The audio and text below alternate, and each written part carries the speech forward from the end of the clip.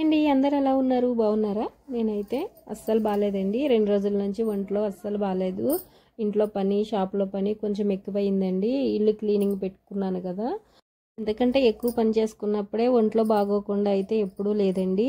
ఇప్పుడు అటు ఇటు తిరగడం కదండి, ఇంటి నుంచి షాప్కి, షాప్ నుంచి ఇంటికి తిరగడం వలన కొంచెం ఒంట్లో అయితే బాగాలేదన్నమాట. కొంచెం కాదు, చాలా బాగాలేదండి.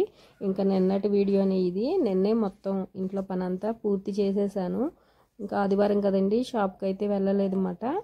ఇంకా ప్రవీణే షాప్ తీసి నేర్చుకునే వాళ్ళకి మిషన్స్ అవి చూపించి కాసేపు కూర్చొని వచ్చేసాడు. ఇంకా ఈ రోజు అయితే షాప్కి వచ్చానండి. నేర్చుకునే వాళ్ళు 2 రోజుల నుంచే వస్తున్నారండి.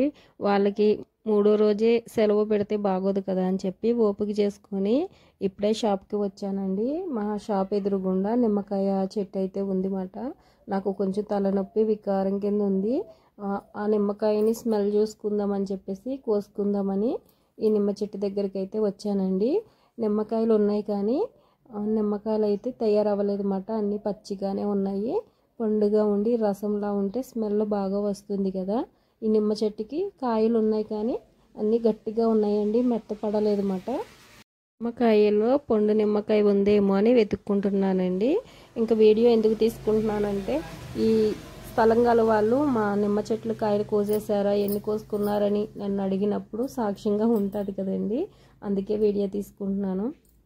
అలా ఏం కాదులేండి, నాకు మొక్కలంటే పిచ్చి కదా. ఈ మొక్కల్ని చూడగానే ఇంకా వీడియో తీయాలనుకున్నాను. ఇక్కడెక్కడో లైట్గా కలర్ వచ్చిన నిమ్మకాయ అయితే కనిపించిందండి. ఇంకా కోసుకుంటున్నాను అనమాట.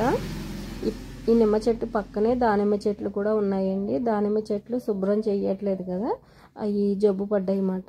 కాయలు కూడా పడ్డాయి. శుభ్రం చేస్తే మంచి మంచి కాయలు అయితే వస్తాయి అన్నమాట. స్థలం ఉండి మొక్కలన్నీ ఉండి ఇలా వదిలేశారు. అదే నేనైతేనా ఎన్ని మొక్కలు వేసుకునేదాన్నండి.